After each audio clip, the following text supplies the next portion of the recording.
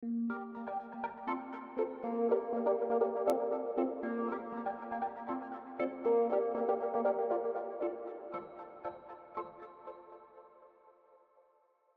everyone, and welcome back to the Daily English Talk, your favorite YouTube channel for boosting your English skills.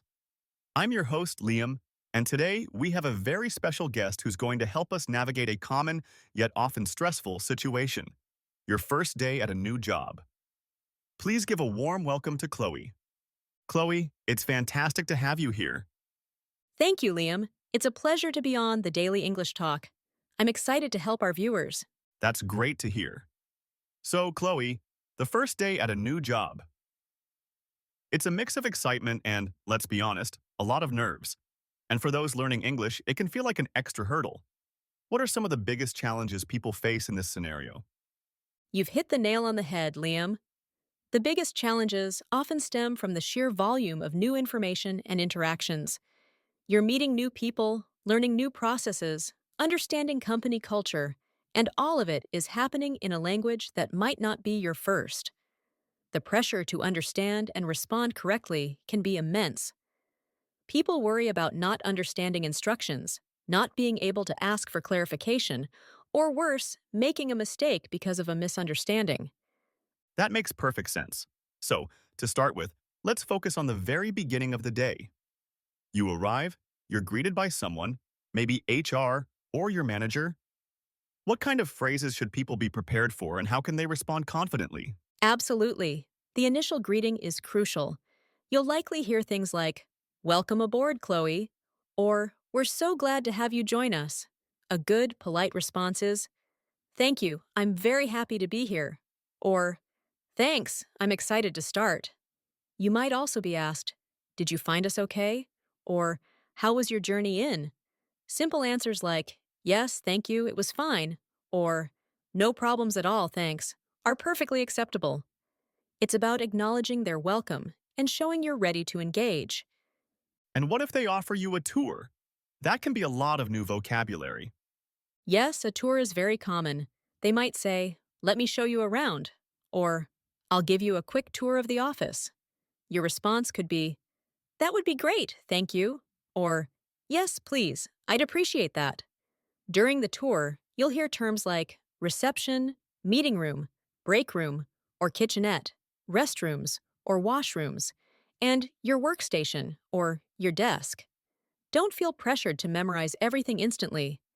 You can always ask for clarification later. If you hear something you don't understand, it's okay to say, "Could you repeat that, please?" Or, "Sorry, I didn't quite catch that." That's a relief to hear. It's important to know it's okay to ask for repetition. Now, let's talk about meeting your new colleagues. This is where names and roles come into play. Indeed. Introductions can be a bit of a whirlwind. Your manager might introduce you saying, "This is Chloe, our new analyst." "Chloe, this is Tim from the finance team." When being introduced, a simple, "Nice to meet you, Tim," is standard. You can also add, "I'm looking forward to working with you." If you're introducing yourself, you might say, "Hi, I'm Chloe. I'm the new analyst. It's nice to meet everyone."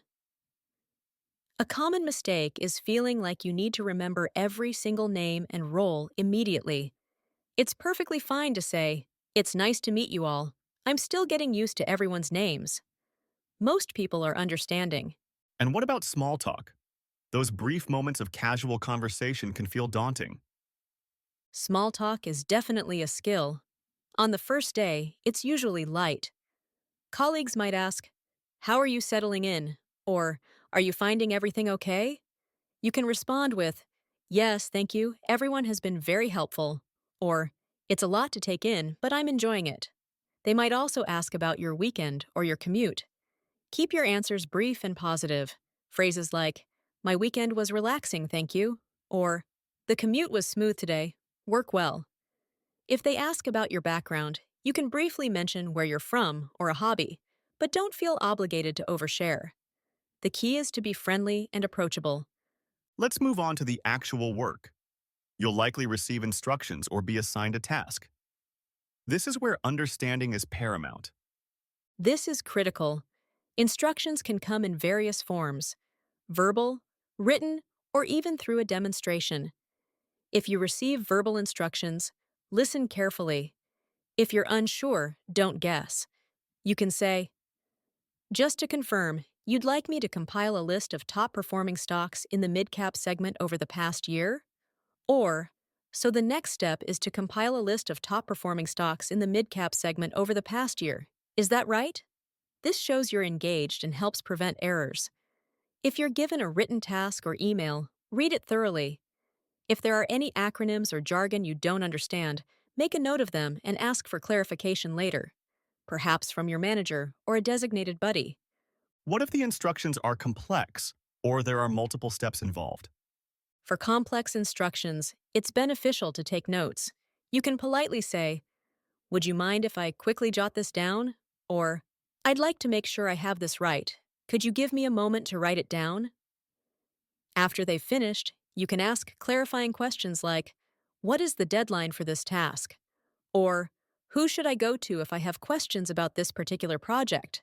Or, is there a specific template or format I should use? Asking these questions demonstrates proactivity. And what about asking for help? This can be a big fear for new employees. It's a common fear, but asking for help is a sign of strength, not weakness, especially on your first day. If you're stuck or confused, it's much better to ask than to struggle and potentially make a mistake. You can approach a colleague or your manager and say, excuse me, I'm working on this project, and I'm a bit unsure about this part. Could you offer some guidance? Or, I've encountered a small issue with this part. Do you have a moment to help me?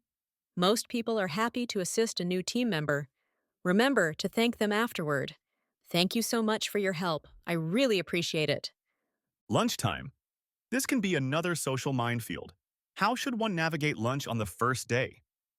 Lunch is a great opportunity to connect. Your colleagues might invite you, are you joining us for lunch? Or, we're heading out for lunch. Would you like to come?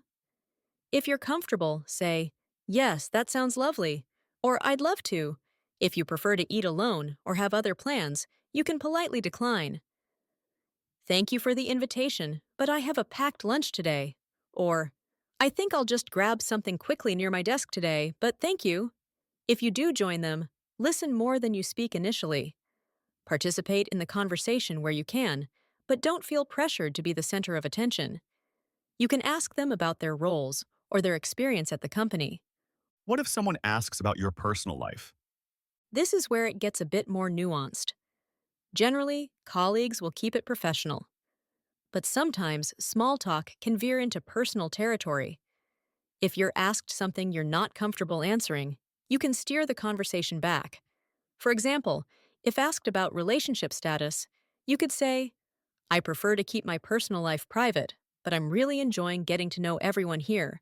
Or simply redirect, how long have you been working in this department?